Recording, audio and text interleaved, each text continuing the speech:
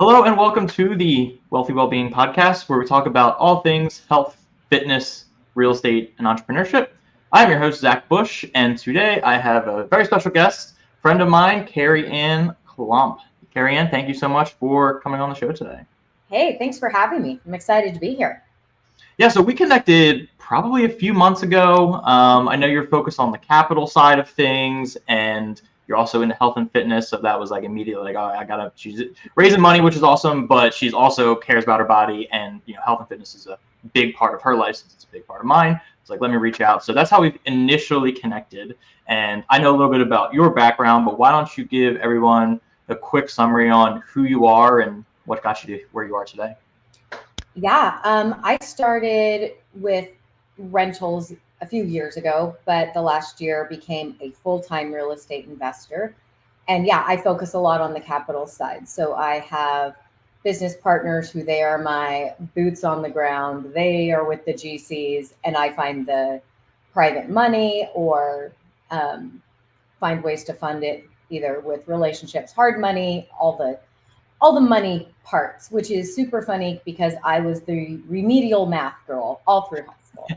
And now I'm in the finance side. So, um, fitness wise, I have been a trainer. I taught group fitness. I was just that person who liked everything. So I think I was licensed in like six different platforms. Just because I like working out. I like how it makes me feel. I when you've been on the other side of it where fitness is not a big part of your life and then you find out how much better you feel, it becomes a huge component and a huge priority for your day to day. So were you were at that point where like you weren't it wasn't part of your life and then it became part of your life? What got you into it? So I was raised by parents who were like, your worth is completely tied to how much you weigh. So generational body image issues, we'll say. Like my grandpa had body dysmorphia issues in the 60s, like a man in the 60s with bulimia. So that's kind of my generational thing. So as getting into puberty and stuff, it was, oh, you're kind of chubby. You should take diet pills. You're 11. And I'm like, and looking back, as a mom now in my 40s, I'm like, that's just called puberty. You gain weight. Mm-hmm. But it was that which then rapidly went into an eating disorder for most of high school, and then abusing like diuretics and all kinds of just garbage and over exercising. So after I went to college for a year and then I went on a mission for my church, I came home and I just thought, I want to have kids in the next, 3 to 5 years. I want to get married and start a family. I don't want to do to my kids what was done to me. I don't want to say those things and then, like hear my mom's words coming out of my mouth. I don't want to do that to my kids. And so I took a big step back, went to a lot of therapy, and got in the gym because I liked doing it and I liked how it made me feel. And so after about, I started teaching, I started going to the gym. Like I had always gone to the gym. I've been a member of a gym since I was 12. My parents sent me to the National Institute of Fitness in St. George when I was 11. The minimum age was 16, but I am a special case. They sent me there again for my senior trip. This is just where I come from. So I'd always been a member of a gym, but it was, you go to be thin. You go to, make other people happy. And once I joined a gym and worked out just to feel good and just to promote health in my life and not about being thin or skinny, but just to be healthy and have a good time, it's crazy how then your body just follows. Mm-hmm. So yeah, I started teaching Zumba. I taught Pyo. I taught Les Mills has a few platforms that I taught with weightlifting and combat, and not like combat, body combat. So it's kickboxing stuff. But yeah, I just got into those, and the more I did, the more I liked it. So I taught for a few years, until I got pregnant with my triplets. Mm-hmm. And then the doctor's like, we're going to have to stop for just a bit, because you can't be lifting weights like that when you're pregnant with your triplets. So thank heavens I was lifting, though, because with that many babies, and like I'm only 4'11", I'm not big, it would have been really hard on my body. And a lot of people go into bed rest like halfway through the pregnancy. I wasn't on bed rest at all.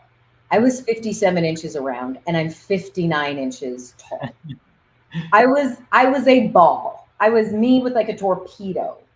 But because I was so healthy, and because I spent so much time in the gym building muscle, I was able to take care of my 3 little boys, which I already had, and then not have to be on bed rest.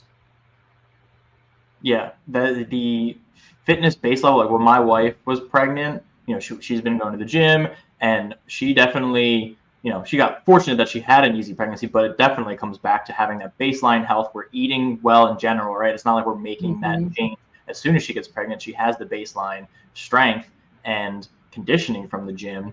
So I think it made, I can't speak for her necessarily, but it seemed like it made the labor process and that whole process easier. Oh, and then she bounced back from having our son very quickly. Like, with, when she could, 6 weeks after she could start working out or whenever that is, she was like right back to where she was. And it was all because she had that baseline and that health and fitness background that made it a lot better, made it a lot easier. At least from my perspective, I saw how quickly she bounced back versus some people who it's taking a little bit longer, who, had babies around the same time as her. So I just, from a general perspective too, like just having that baseline is huge.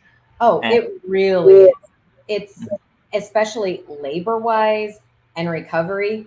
It was good. I was the lady who was on the treadmill trying to get like my second child. I was in labor for the last 3 weeks. I just kept having contractions. And so I'm on the treadmill at like the highest incline. I'm like, he's got to drop. He's got to get out. I'm done. But like I'm mowing the lawn. I feel amazing when I'm pregnant. And then afterwards, was I kind of going to the gym before 6 weeks? Yes. But it's a lifestyle. That's the thing, is people don't consider, where it's like, oh, well, it's hard because it's working out. It's not something, and maybe you don't realize until it becomes part of your lifestyle. It's not a chore. Mm-hmm. It sounds like a chore until you get into it. And then it becomes a chore not to work out. Like when I go on vacation, my kids are bothered. Sorry, do we have to? Do you have to still get up early and go to the gym? Yes, I kind of do. Like I just feel better. I just want to feel good. And my day goes so much better emotionally, physically, mentally, once I've had my workout. It just does. Mm-hmm. It sets the tone for the day. Even if you didn't work out in the morning, like it still sets the tone for the night, right? If you're a nighttime person, like some people can't work out in the morning, but it's still like you'll go to sleep, you're going to be tired, you'll sleep better, and then you'll wake up more refreshed because you got a good night's sleep, because you worked your body, it's recovering, right? Which is using more energy even while you're not doing anything. And to your point of like, it feels like a chore at first, like sure, anything new, anything hard will be tough to get into. But once you're in there and you realize how good you're feeling, it's so easy to continue doing it. And, I'm fortunate in the same way that you are, where we've been doing this for so long that it's to the point now where when we miss a day or skip a day, it's like you wake up and you're like, I don't know, like, what am I doing? Like, it feels weird to not go. Off. Yeah, it the whole day feels off. It's like, I feel like I'm missing something. And the workouts don't need to be like soul crushing workouts. Like as somebody who does CrossFit, like I think people think that it needs to be this like crushing workout where it's super hard and like your heart rate's up super high. Like a workout for somebody just getting into it can be a 30-minute walk. Like it can just be moving, and to build that momentum, to make it get to the point where it's like, wow, it feels weird to like not go for my 30-minute walk. and then you can progress into whatever that looks like for you. And you did a lot of different things, especially on the coaching side. That certainly helps. What of those did you enjoy coaching the most? Like which I really enjoy coaching weightlifting. So I did body pump with Les Mills. I love that. And then personal training with weightlifting. Women in particular, there's this idea that if I lift weights, that they're going to end up looking like John Cena in a wig. It's just not true. Like, I lift weights 3 times a week. And I build muscle more than most women. I think it's just because I don't have anywhere for it to go. I'm never going to be long and lean. Not my thing. It's never going to happen when you're 4'11". But you're never going to be bulky. And where women spend so much time worried about, oh, I need less fat. I need to burn fat. I need to burn fat. What they really just need to do is build muscle, because muscle burns fat. And the more muscle you have, the better you look in clothes. No one's ever seen a rail skinny woman other than like 90s models, but real people have never seen that kind of women and been like, yeah, that looks good. What they do see is someone that you can tell takes care of themselves by their skin, by their muscle tone. No one's ever been like, those bony, skinny arms, love that. They see arms that are toned and they're like, wow, look at that. That looks great, because it's healthy. It's the same reason women look at men who work out. They don't have to be bodybuilders, but if we can tell that they work out, it's just more attractive because of the way you carry yourself, because of the way that muscle sits on bone. It looks better. And it also, I think, really in business sends an indicator of the kind of person you are. If you indicate to people through the way you present yourself, through the way you take care of yourself and your body, that you're mindful of those things and that you're able to, because if I don't look like I can control myself, how am I going to say, well, Zach, can you invest $250,000 with me? I've got everything handled. And maybe it's not fair, but that's all people have to go off of, especially in a new business meeting or a new business situation. All they have to go off of is how we look.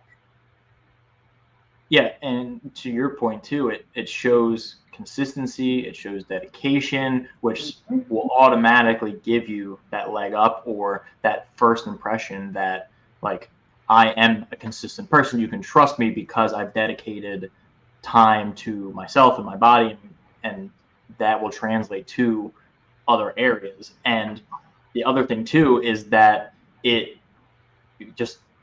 shows that it's part of your life, and it gives you that confidence, like you said, that you hold yourself in a different way. And it's not even like, you don't even need to be huge, but it's just like, okay, he's fit or she's fit, and that tells me a lot about them. But it also, like, doesn't have to be, you don't have to be a huge person, right? Like, it doesn't have to be this crazy big person to portray that. And there's only so many things I control. I can't control how tall I am. I can't control even how easily I build muscle, but I can control my weight, right? I can't control my looks. I can't control if, like, I can't grow facial hair, which I can't. Like, if I'm balding, I can't control a lot of these genetic factors, but I can control my weight. So if I can do that, like, let me work on what I can control and not worry about, like, what I got genetically. So focusing on what's within your control.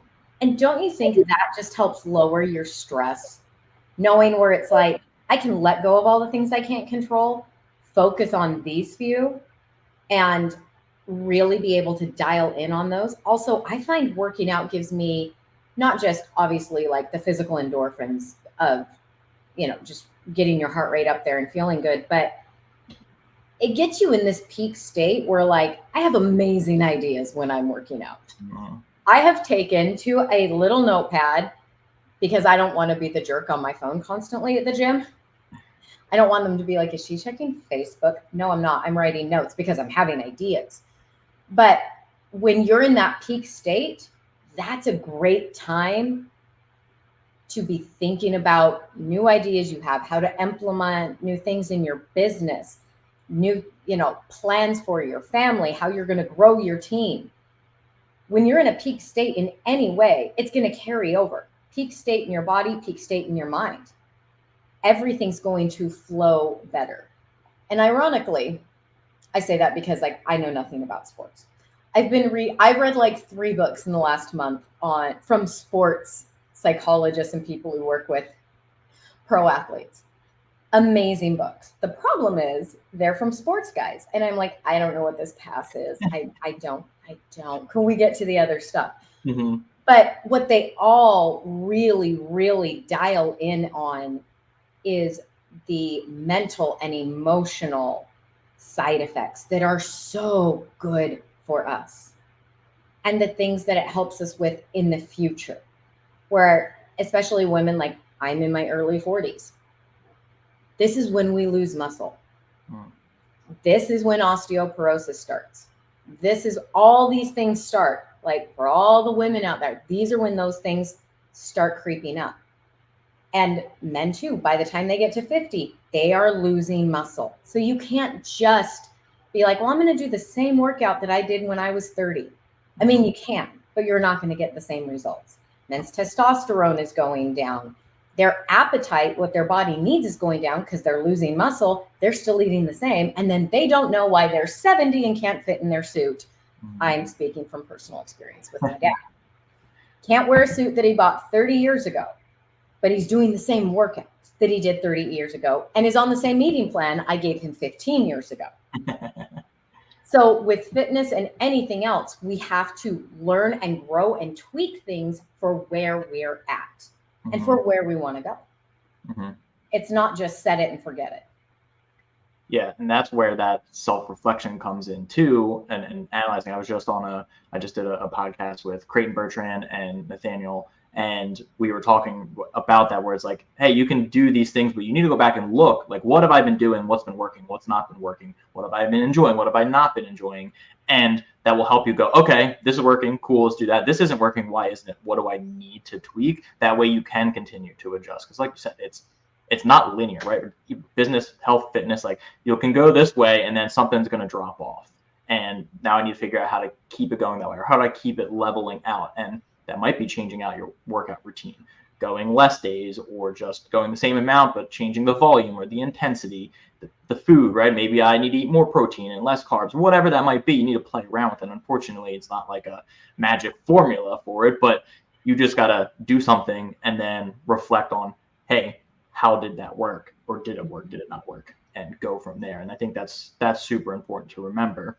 And I love what you brought up too about working out being a way to clear your head and give you ideas. Like for me, I don't necessarily actively think about ideas, but when you're working out and you're focused on how your body feels and just kind of getting through it, stuff does pop into your head. And I do the same thing. I just have my phone where I was like, I'll run over and I'll type something in real quick. Yeah. But it really does clear everything else, because you don't have that level of anxiety or like fear or doubt that might pop in when you get an idea and then kind of talk yourself out of it. Like you're in the moment, you're feeling good, everything feels great, you feel confident. So that idea is like, okay, let me write that down, because that's going to be really good. And maybe not so much like weightlifting, but when I go for a run, it's very therapeutic. It lets me kind of just put some music on and just kind of lets my mind wander and go in whatever direction it needs to. And I've come up with a lot of good ideas through that I've implemented.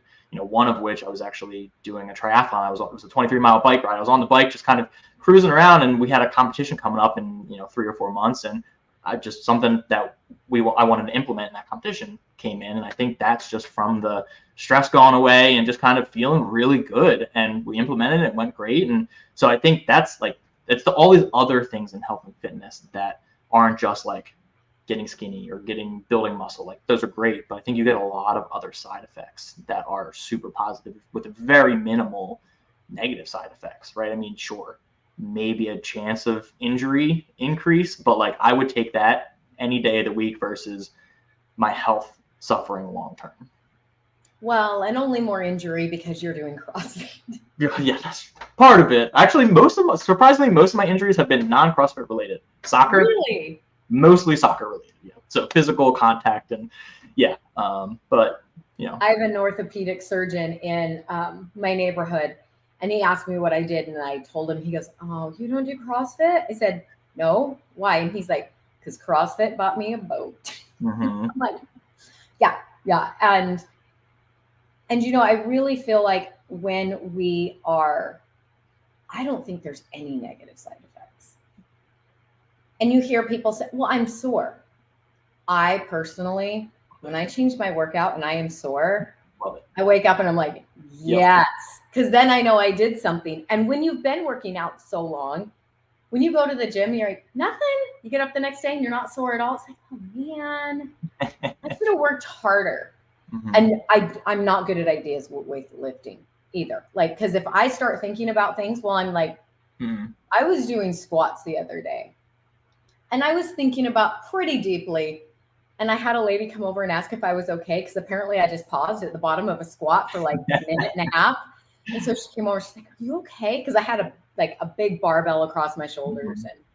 And yes, I'm fine. But yeah, on the treadmill, on the bike, I don't run.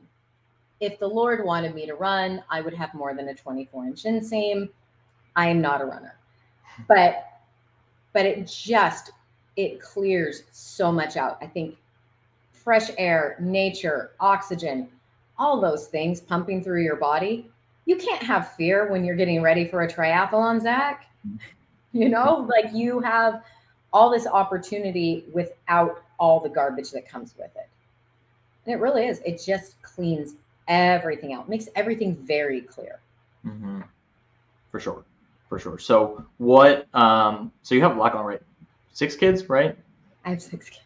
Yeah. So you have 6 kids. You have the real estate stuff going on. How do you find time to get to the gym and integrate that into your day? We all have 24 hours. And honestly, if you want something to happen, you'll make time for it. But there are things I don't do because I don't see the benefit. I don't spend hours on Instagram. I don't watch TV. My kids will ask me to watch a movie and I'm like, ooh, could I do that while I walk on the treadmill? Could we do it if it's important, you'll find time. That's the thing. And it's important. And also it's important for my kids to see that, especially because of me and my family background and the dynamic that I still have with my family. I have family members who will make comments to my girls about like, you better watch out, you're going to get big thighs. And I'm like, she's 6. I need my kids to see that I'm healthy, that I prioritize that, and why. And they'll ask me, are you going to the gym? I'm like, yeah, of course. Is it because you're strong? It's because you want to be healthy? I said, yeah, it is. I want to be able to like chase grandkids. And my kids are little, like not as little as yours. My oldest is 16 and I have 6 in between 9 and 16. Mm-hmm. And so I don't want to just be the mom who's at the park sitting on a blanket on her phone. I'm not that person. I always wanted to be the fun mom. And so I am the fun mom. I get up and kick the ball. I climb the trees. I am small enough that I can technically get on that playground equipment. So I do. I want to be that mom for them. I want to be that grandma for my grandkids someday. And I don't want to be the one who's like, well, I can't go because my back hurts. Or grandma can't come to Disney World because she can't walk that far. Absolutely not. Not a negotiable for me. And so if what that means is an hour in the gym, 5 to 6 days a week, I'll take it. It's super, super, super important. And I grew up with great role models, but my parents worked out. So that was just normalized in my life. And that's what I'm trying to do for my son, right? It's funny how things shift, right? When I was in my 20s, it was like, all right, let's max out lifts. Let's go to competitions. Like, let's see how much I can improve, right? I had significantly more time when I didn't have a son. So, but that's transitioned to like, let me just go consistent. Like, yeah, I like to, PR and lift heavier, but it's not a priority. I don't do it consistently enough to max out my squat or anything like that. But I want to be able to be there and do the sports as my son grows up. And when he has kids, be able to do it. I mean, my parents just did a hike, and a river tour through like the Grand Canyon for 6 days. And my dad's 60. And like, it's not a problem for them because it's been like that. And, you know, they're running around and, you know, my son's 30 pounds, so they're carrying him around, no problem. And so it's super important for me to see that. And it's like, I want that same thing. And it's that long-term vision, that long-term goal that gets you going 5 or 6 days a week for an hour. Right. And it's just remembering, why am I doing this? That's super important. Well, and look at the contrast. Like, I'm sure there's people in your life who are about the same age as your parents. Like, my parents just turned 70. They're going to be 70 this year. They go to the gym 6 days a week. They eat healthy. They can do pretty much anything. I mean, my mom has a knee problem. Other than that, they're really healthy. Conversely, my husband's dad died at 71. High stress, high anxiety, work, no time to even go for a walk. His mom died of a massive heart attack at 58. And he just said, he's like, if she would have lived long enough to meet you, because she died a year and a half before I met him, if you just would have gotten her walking 30 minutes 3 times a week, she'd still be here. Mm-hmm. That's the sad thing, is when you see that contrast, it may not show up so much at 30 or 40, but it really shows up at 60 or 70. And I don't want to be 90 years old and have been in a bed for the last 20 years. I told my husband, I'm like, I want to live till about 85, but I want to be really healthy till 84 and a half.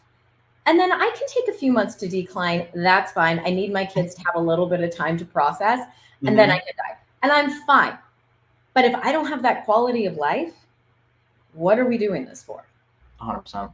100%. It's so easy to pick the thing that's easy now and let things decline. And then you're going back and regretting, right? The one thing that everybody wishes that they had is being healthy, right? Anybody who's, you know, terminal or anything is like, I would give any amount of money. No amount of money would be able to, I would take it all back. Like, I would be able to have another day. And so it's hard to, when you're not actually dealing with anything, to remember that. And some things are out of people's control, but, you know, in general, like, just remembering to do that. I mean, I know even in your 30s and 40s, I had a friend who at the gym, he had gotten Lyme disease. He didn't realize it, but like, he'd gotten bit by a tick and got Lyme disease, and he was in the hospital, and he ended up being fine, but the doctors were like, your heart rate got so low that if you weren't an already fit person, you would have died, like, because you have that level of fitness, and like, you're like, normal person's heart rate would have gotten that low, and it just would have, everything would have started failing.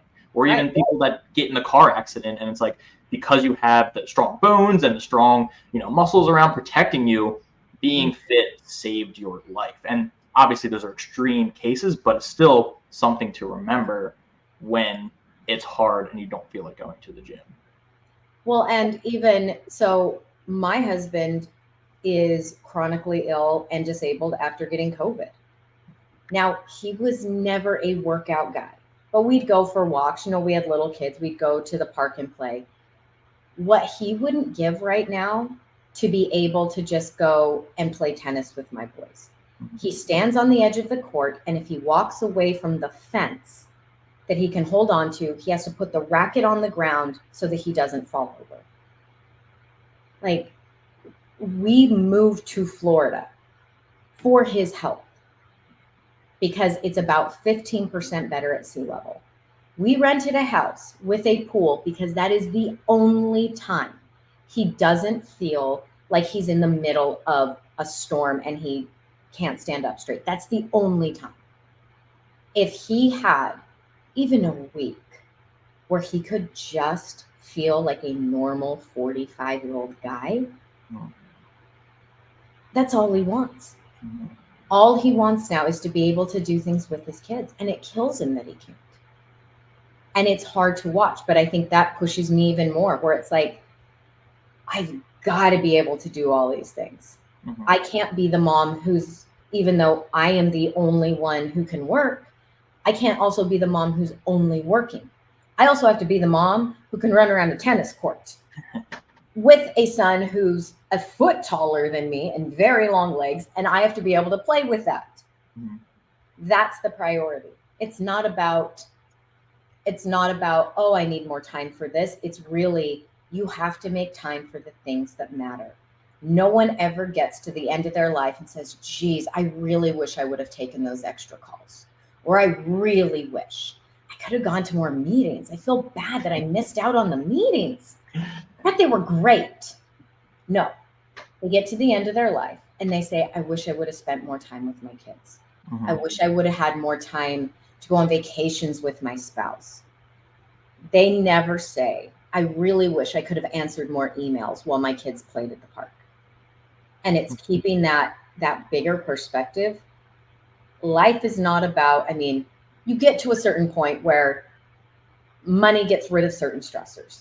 But I think once you get beyond even, I mean, my family's different because there's so many of us.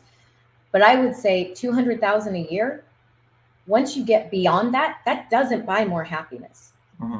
Once you're safe and secure and have a good amount coming in to where you can live your life, after that, more money is just like you're complicating your life because you have more opportunities to complicate your life. I think it's why there's such a huge trend towards this whole, we're going to go off the grid and we're going to be like the trad wife thing. Never thought I would want to do that. And now with all the stuff that's in the world, I'm like, we should buy 20 acres somewhere. Just have chickens. And you couldn't have paid me to do that when I was a teenager. I have cousins who own ranches. And I was like, lame. Who wants to do that? And now I see videos and they're on their ranch and they spend all day with their kids on horseback. And I'm like, that's the dream. Why? Because it's simple. They live healthy. They live simply. They're spending time together as a family. And their priorities are very easy to follow. Yeah, I love that. It's something where, you know, I've kind of thought about that too. It's like, you know, being around people is great, and, you know, having tons of money is great. And for me, I don't need millions and millions of dollars. It's very simple. But like, I just want to be able to be home, like you said, and having a bigger space than we have now would be great. But the whole point to me of happiness is being with my wife and my son, and, you know, being able to hang out with friends and do these things without the stresses of like my next paycheck, because I need to cover the food bill and all that. Like you said, once you get to a certain point, and that stuff's covered, more money doesn't necessarily exponentially create more happiness. Like you said, it might go the other way where you get to that point and then the happiness goes away because now you either have to start saying no to a bunch of things, or just having more to do is not necessarily, unless you love doing it, which is, you know, I think hard to do maybe, but it's important to remember, like, what are you doing it for? And if it's money, cool, like that's fine, you can go for it. But for me, it's not like I need $5 million a year coming in. Like, no, I need just basic things. Yeah. I was actually watching a podcast from Ed Milet the other day, and he had on someone who just wrote a book about happiness. And he said, like, we have studies that show once you get to a certain point, you're more unhappy with money, because the more money you have, the more opportunities to put in more things. And he said, I have a friend who he got to like 50 million. And he's like, I've always wanted a yacht. So he bought himself a yacht. He could afford a yacht. Great. Bought himself this big, beautiful yacht. And then 3 months later, came back and said, I realized I just bought myself a job, because now I have 24 employees. I have to worry about stocking the yacht. I have to worry about where do we dock the yacht. I have to worry about insurance. He just ate up a huge chunk of his time buying something else. Now he could, but then it was like, that didn't really make me happier. That took away time. Like, I'm just going to rent my yacht. Yeah. Hey, watch the show Below Deck. Oh, you said you don't watch TV. It's where they follow the crew. I've heard of it. I've heard of it. It's like, yeah, I just want a 3-day yacht trip. Like, that'd be good. I don't need to, like I said, I don't need to buy it. I just want to go on for a couple of days and then leave. Yeah, we're good. Rent it, give the keys back to the owner, and be like, you worry about staffing this sucker. I don't want to do it. And having enough to buy your freedom. To buy your freedom, to spend that time. Like, I want to take my kids everywhere. I want to have someone help me, because with my husband's disability, he can't do a lot of things. And it's like, if I had the money to hire someone to do that, which I will, I just need enough to be able to spend time with my kids and to be able to give them the memories they need and also give them the example they need of it's like, this is how you live a happy and fulfilled life. Mm-hmm. The end goal, the Yeah. end result is, I mean, what we've been talking about, but that's the most important thing. And like I said, maybe that is money for you and that's fine. But even if it is money, there's something behind that. Like, why do you want the money? And it's just, I was listening to it. There's a guy I listened to where he says that financial freedom or financial independence, whatever you want to call it, isn't the end. That's the start. And for some people, that's like, let me get out of my W-2 and now I can start full-time real estate investing or whatever and building a coaching business. But some people, it's just like that. Now I can focus on my family, building that family and building those memories and just doing some stuff. Like, that's my full-time job now. And the real estate is still part-time and just kind of keeping things moving. But it's Right. the end goal, the end result. And that's what you have to figure out is, what do you really want? Some people want to build massive companies because that's fun for them. But it's like, I don't need anything massive. I just need the bare minimum so then I can do stuff that I do enjoy. Part of that's family, part of that's coaching stuff. But like, that's what I'd rather do, having that time to be able to be with them. Oh, 100%. 100%. So speaking of business and kind of all that stuff, what are you focusing on now? I mean, I know you talked about capital specifically. What's going on your end? Specifically, one of my partners and I, we are in the process of doing a rehab on what will be a midterm rental in Indianapolis in a really great neighborhood. And then we are doing a co-living house. It's this really cool old Victorian in Indianapolis, great market. So I'm doing 2 things there. And then I am working with a huge women's professional group here in Tampa, because I'm in Florida, and helping other women who are entrepreneurs be able to basically network together, scale their businesses, and see beyond kind of like what they've been told. Because we all have these things we've been told. Oh, you're smart enough for this. You're accomplished enough for this, but you can't do this. So I'm writing a keynote. I'm almost done writing a keynote.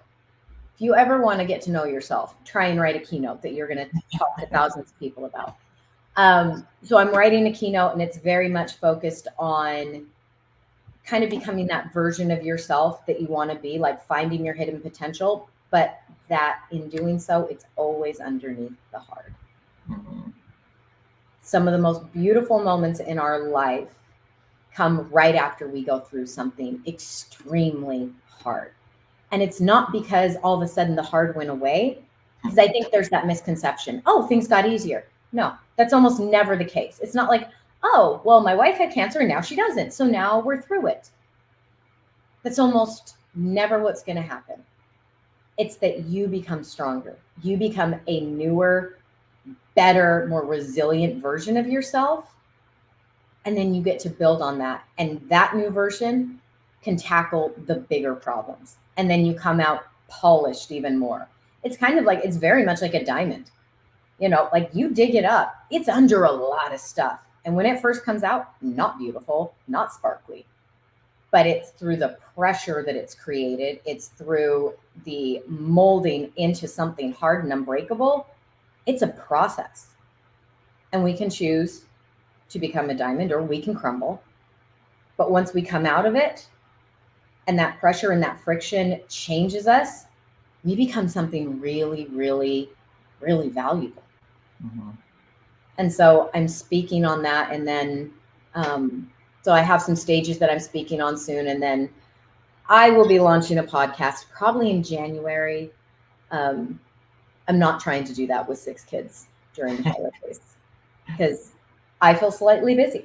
So yeah, we're looking at doing that. And then, helping build some women's groups in the real estate space that, you know, women are different than men. Mm-hmm. And we do things differently. And we, as opposed to men can have like their brother and their best friend. And they're like, I'm cool. I need no one else. My husband's that person. He's like, why would I need friends? I have you. It's it's just like guys, they have their guys they play basketball with, and then they have their wife and maybe their brother, and they're good. Women are far more, we like a village, we like a community. And so I'm helping build some of those for women entrepreneurs specifically. So that's exciting. We're looking at doing some small retreats and masterminds for other women who are kind of like, hey, I'm ready to up my game. And I'm looking for other women who are right there with me. So true. Because I could go months, years without seeing a buddy of mine, and it'll be fun. Then we'll see each other and it'll be like nothing, no time passed. And it's like, neither of us we're good with it. Like, it's fine. It wasn't for any reason, but yeah, we're good. I have I don't need a ton of friends, right? I just need a couple close ones and I'm good to go. Like, it's just adds complication sometimes when you have a ton of people. And I'm definitely more of a homebody, an introvert. So it's like, I don't care about not getting invited somewhere. Cause like, I'm good just hanging home, like with my wife. And it's not a big deal.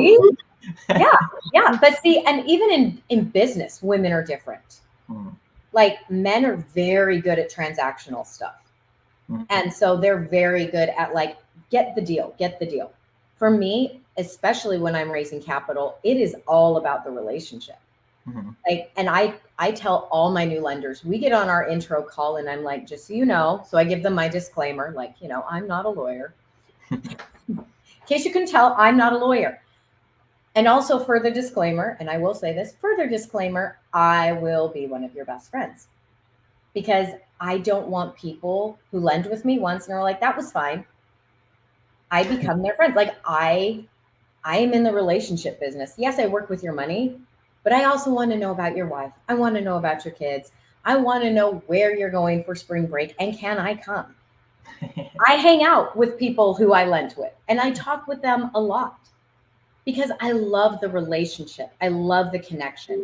I don't have a ton of talents, but one of my talents is definitely that I can connect with people and that I really am good at seeing their potential. It's always harder with ourselves. But I can talk with someone and be like, you know what you're amazing at? Why are you not focused on this? You're struggling because you're trying to do something that doesn't align with anything you want to do or any of your strengths. But they don't see that in themselves. And so, am I technically business coaching a few people? Yes. Did I mean to? No. But if I'm able to help someone kind of recognize the potential they have that they don't see, to help them grow, to help them level up, and then to also be able to work with their money and get them like invested in things that are giving them returns so they can build the wealth they need for that freedom, right? For that time to spend with their kids. Like, that's my entire goal. I want to see them be like, I want to text. I told one of my lenders the other day, they said, I just want to go on vacation with all my kids and grandkids. And I'm like, okay, so what do you need? So we have her looking at a few different investments. And I'm like, if you did this, then there's this.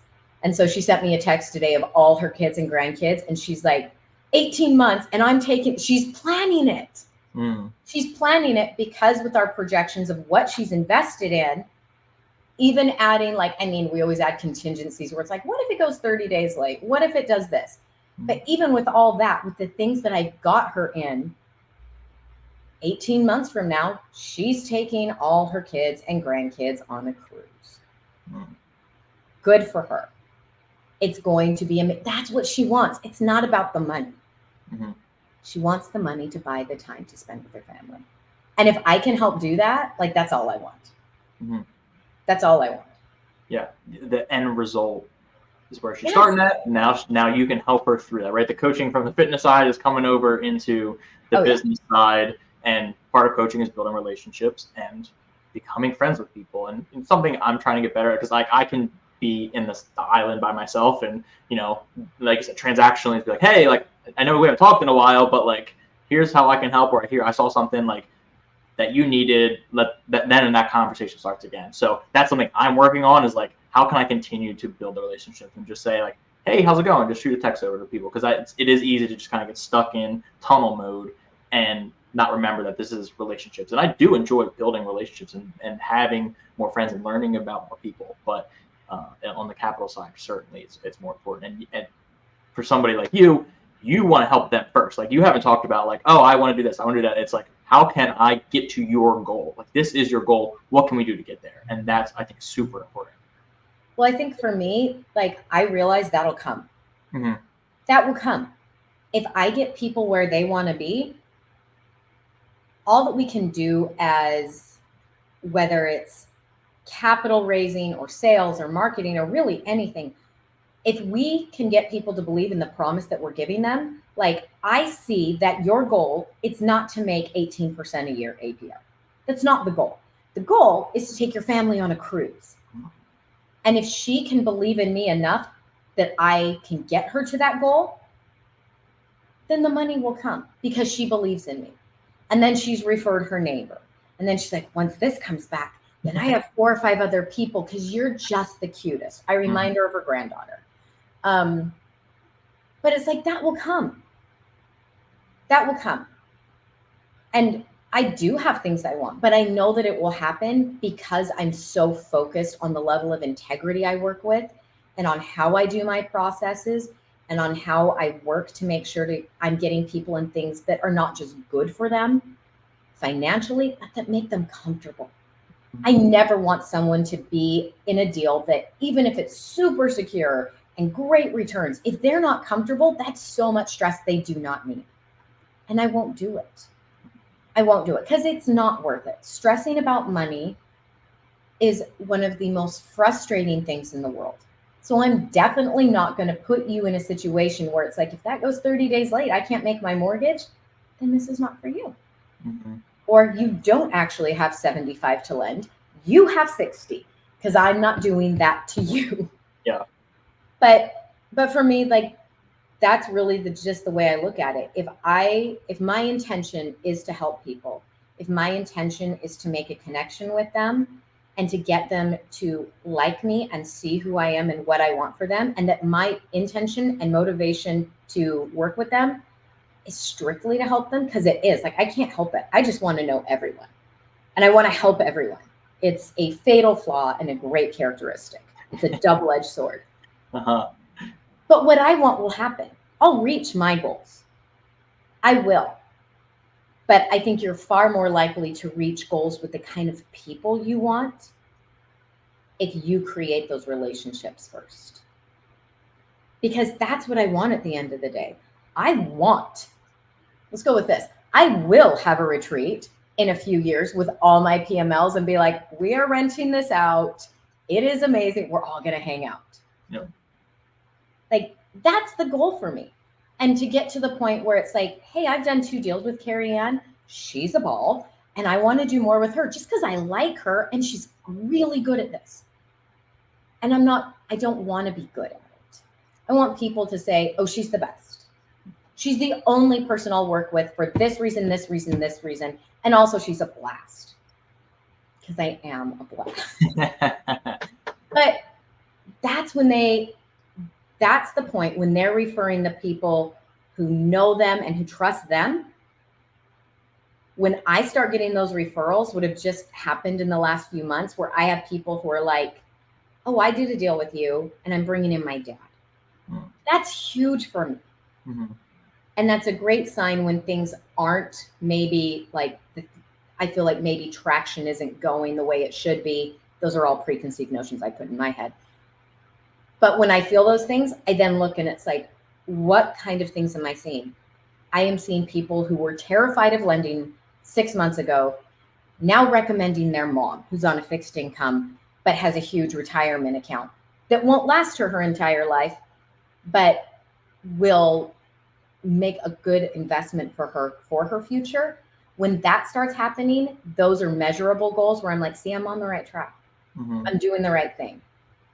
And for me, that's kind of the encompassing point of it all, is I want to help people. I want to help people reach the same goals that I have.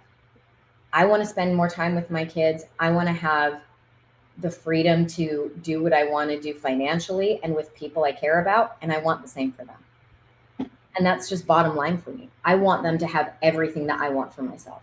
I want that for them. Mm-hmm. And that translates for sure. I mean, I definitely feel it, and I'm sure they feel it. And that's what's going to make you successful and get there, is that you truly care about the people, you're providing value, and it's not, the money's just a byproduct of that. Of the more value you bring, the more close relationships you have, the network that you have, it's just all part of that. And the referrals show that you are good at what you do, and people like you, because they wouldn't refer people to you if they had any type of bad experience, which they clearly right. Right. So what, if people are looking to reach out and become a lender, anything like that, what's the best way to get in contact with you? What's the way to kind of right now I would say Instagram, Karianne Klomp, and I'm on Facebook, Instagram. I am so close to being done with my website.